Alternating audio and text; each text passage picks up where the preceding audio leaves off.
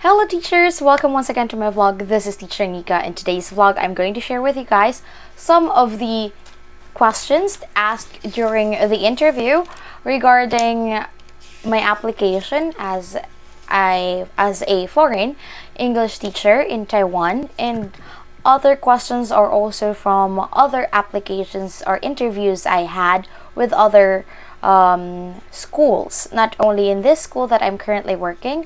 So these are like the summary of all the questions, and actually the questions asked during the interview are almost the same.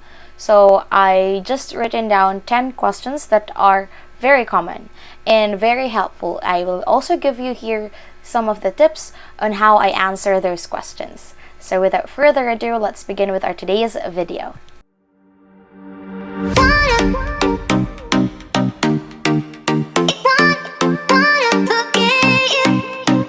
So as I said, I'm going to share here with you guys some of the interview questions asked by the interviewer or my employer during my interview. So let's start with the question number 1. Tell me something about yourself. So this one is a very common question that is asked not only with teachers but all interviews. This is the first question that is very common to be asked by the interviewer. So I responded to this question through stating my name, my educational background, my let's say certificates, and the trainings that I had, the accent training and teaching trainings that I had with ACADSOC, and the let's say experience through face-to-face and online classes. And aside from that, I also explain about the hobbies that I like to do and some interests aside from teaching. So those are the responses that I've given to the interviewer.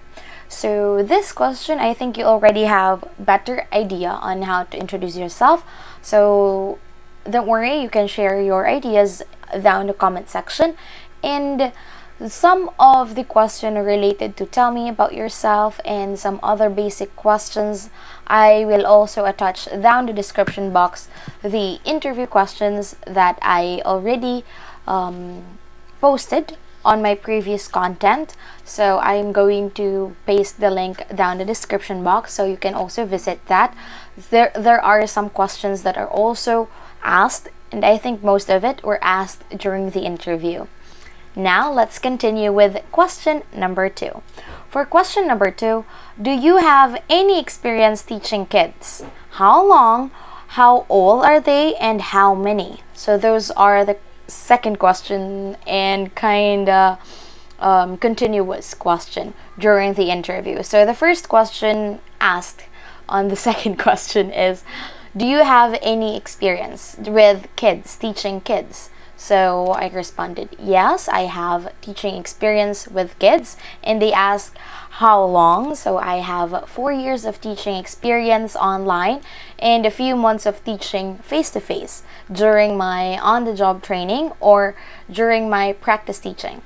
And how old are the students? So the youngest student I had online is 3 years old, and the oldest student that I had is 60 to 65 years old. So as for how many students, so online I had students, one-on-one students, and sometimes they only book one account, but inside the classroom I will have to conduct I have to conduct the class with 2 students or 3 students with one account. And on face-to-face classes, I had 40 to 50 students in one classroom. So yeah, I explained that to the interviewer. So they are amazed on how many students I handled on face-to-face, because that's the very important part, or that's the very important information that they are trying to look for. So if you have face-to-face experience teaching, so that's good, and you can also share that with your interviewer or your employer. So in that way, they have the idea that you can handle students face to face, because it's different in handling students online through face, and difference between online classes and face to face. So you need to know the difference, because in some schools, just like my school, we have classes online and face to face, but most of the classes are conducted face to face. So I need to have the idea and the background on handling face to face classes. So yes, that's also one of the edges that I have against other applicants, because I was able to handle 40 to 50 students. I don't know with other applicants, but yeah, they were happy with that. And additional tip, if you have proof, you can also send that through email with them. You can email the employer after the interview. You can tell them that if you want to see proof of how many students I had, I can send it to you via email after the interview. So you can initiate that, because they would love to see proof also that you were able to handle such number of students. So aside from that, if you have like pictures with your students, attach that. Pictures during conducting online classes, also attach that on the email that you're going to send them. Next question number 3. Can you handle 15 to 20 students or kids? So of course they are very curious with regards to handling students. So let's say you conducted classes with 40 to 50 students like I did. So they will not ask you this question, but they can state that, wow, that's a good information that I've gathered from you, because actually at the school we have 15 to 20 students per class. So we want to make sure that you can handle that number of students, so they can say that to you. If your answer on the previous question was 40 to 50 or more than that, or less than 20, 15 to 20 classes or 20 students. So if you're able to have a lot of students in one classroom, then they will be happy with that, and that's good for them, and they will just inform you of how many students they have per class. Next, how will you teach a kid with no idea about English? This question is very challenging for me, because I think I have difficulties in handling students with no background on English, but with the help of previous experiences that I had with ACADSOC, Native Camp, JK Easy English, and many more.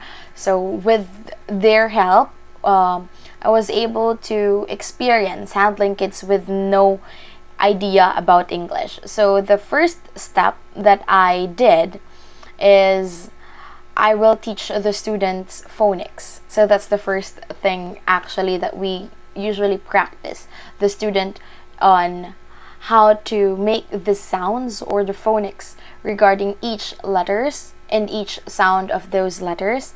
So yeah, that's how I responded to the question. So I stated that I had the experience on this company, and this is how we handle the class, and this is how I was able to teach kids with no idea in English. So if you have way better answer, you can share that down in the comment section, okay?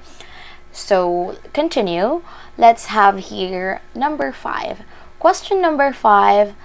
Do you have any health issues that prohibits you from being active? So in my school, or in the school that I'm currently working with, the activities in the school is very different from the way students are taught here in the Philippines. Yeah, the way students are taught in the Philippines, because we taught students how to read, and of course there are tasks of role playing, but mostly it's related to the subject and more on books and student, and then presentation.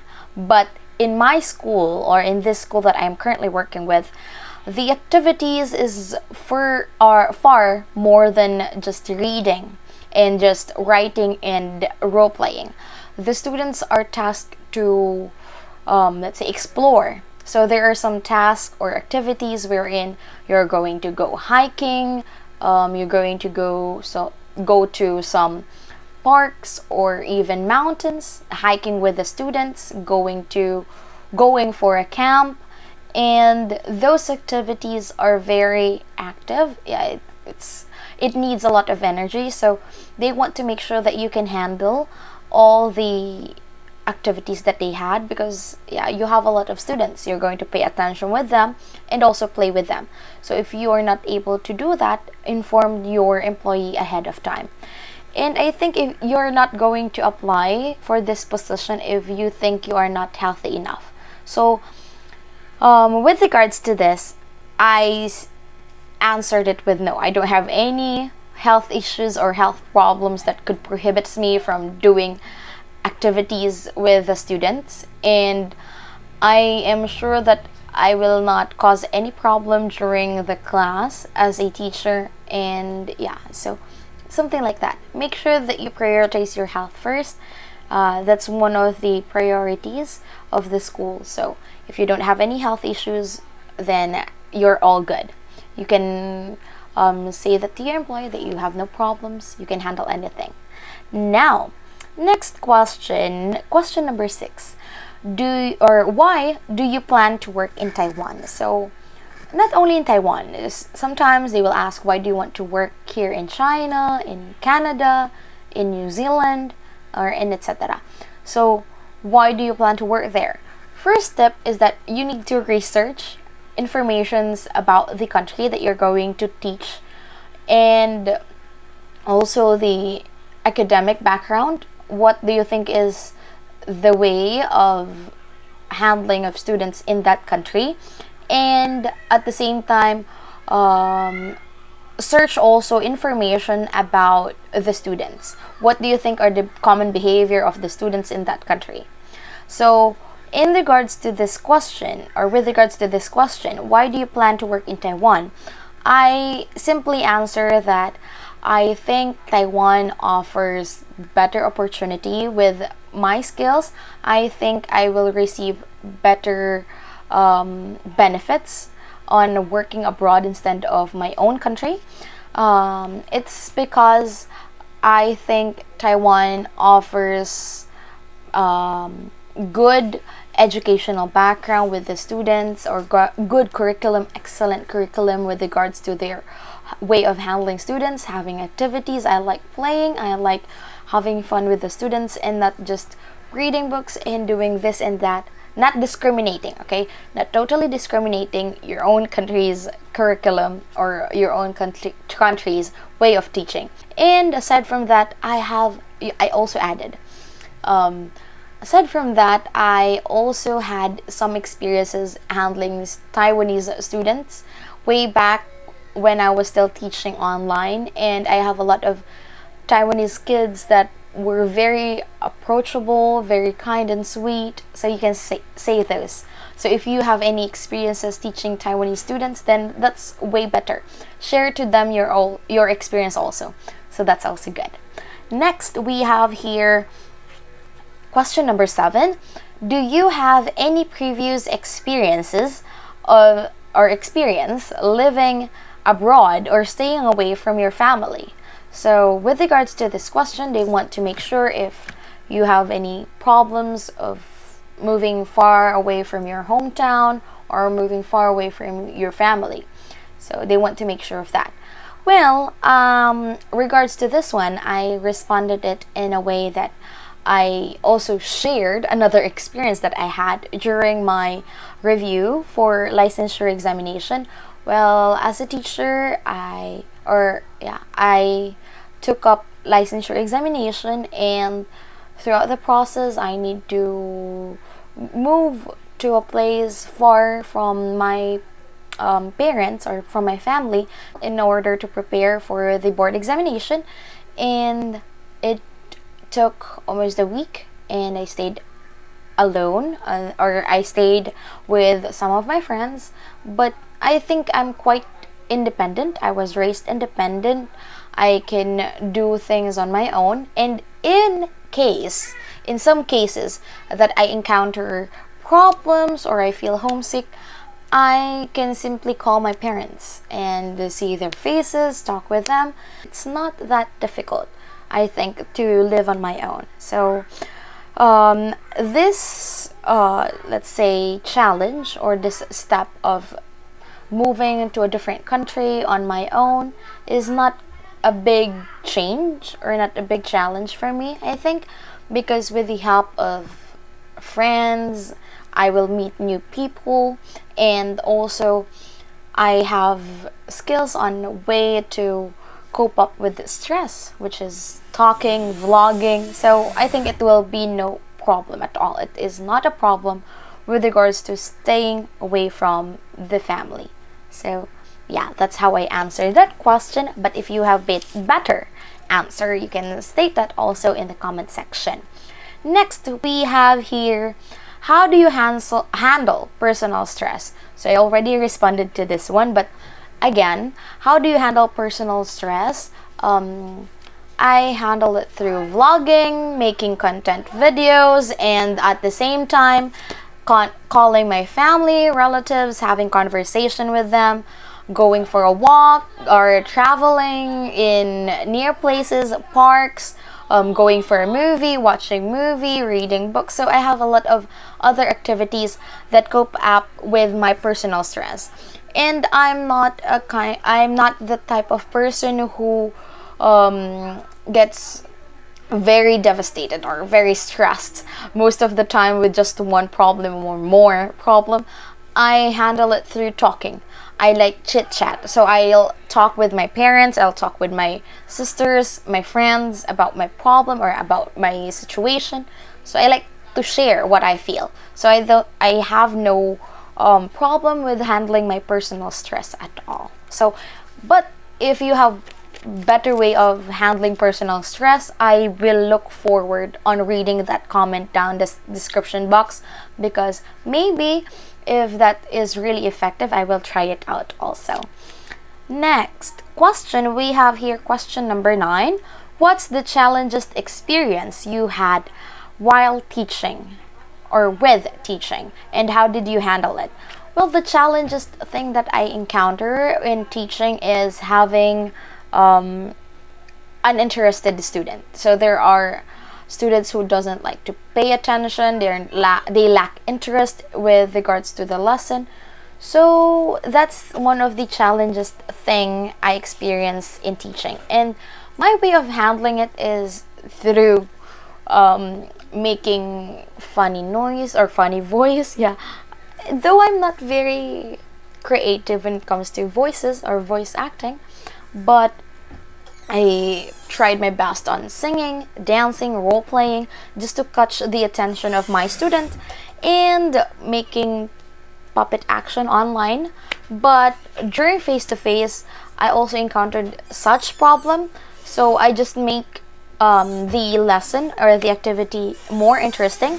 I also analyze if my students are more of audio readers or are they more on performing the task.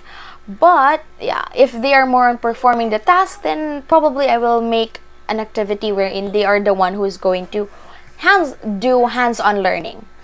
But after I answered this one, my employer told me that there's no problem with regards to that creativity thing, because they provide trainings and they provide seminars and at the same time activities for students, and everything is provided already for the teachers. So most of their activities is not, or their lessons is not that boring. So it's very let's say there's very occasional events where there are students who feel bored, and it is not that many compared to what I have explained. That's based on my employer. But yeah, that's it. Next, we have here last question. How much salary do you expect? So with regards to this, I conducted already a research on how much is the possible salary of a cram school teacher in Taiwan. So that's what I stated during the interview. So I will not state it or I will not state my salary here, but yeah, you get the point. It's almost the same with the salary on Google that is presented. And yeah, so I told my employer that this is my expected salary, and they told me that that is good. That's good to hear. Well, no worries. We can provide you with that, and they already explained to me all the benefits and every other details about the salary and the bonuses. Well, with regards to this one, you can also, let's say, explain to them that based on what skills I can offer and with my educational background, I think I deserve this kind of salary. So that's how I answered it, to be exact. Based on my experience and my educational background and the way I handle my classes, I think I deserve this kind of salary. Or I think this is how much I think my skills are. But if you can offer me better salary, then I'm looking forward to it. So that's how I answer that question. But yeah, if you think that it is way better to handle it this way or that way, you can state it in the comment section. By the way, this interview or the interview that I had actually lasted for 3 hours. Yes, because 30 minutes of interview, the actual interview is only 30 minutes, but all the remaining hours and minutes that, yeah, during the interview is actually spent on my employer explaining the school, the things that they offer for students, their benefits for teachers, the way they give bonuses, and who are the owners, who are the people that I will meet, who are or where is the location, what accommodation they offer, what are the requirements that they will need, what are the things that I need to process. So yeah, I think that interview almost gave me a hint already that I am already hired in the company. So yeah, that's how I had my interview. But this question is not only asked here in this school in New World English, but also in other schools that I applied for. The issue that I didn't grab the opportunity from other school are kind of personal. Some of my choices on picking or choosing what school to teach or which school to teach is actually a general decision between me and my parents and my sisters. Yeah, I also asked their opinions and their suggestion if do you think I deserve this. So yeah, I asked them regarding that. But yeah, no matter where or which country you try to apply for, it is good to always be prepared on the interview questions that you will answer. Be confident during the interview also, and make sure that you are in your best situation mentally and physically during your interview, because if you are mentally prepared, you can answer better response to the answer that I have provided right now. So if you have any other suggestions or questions that you would like to ask, or you would like me to have contents about, just comment down below. I'll try my best to make a video regarding those questions. Okay, thank you very much, teachers, and I hope that you're having a good day. See you again in our next vlog. Have a good day.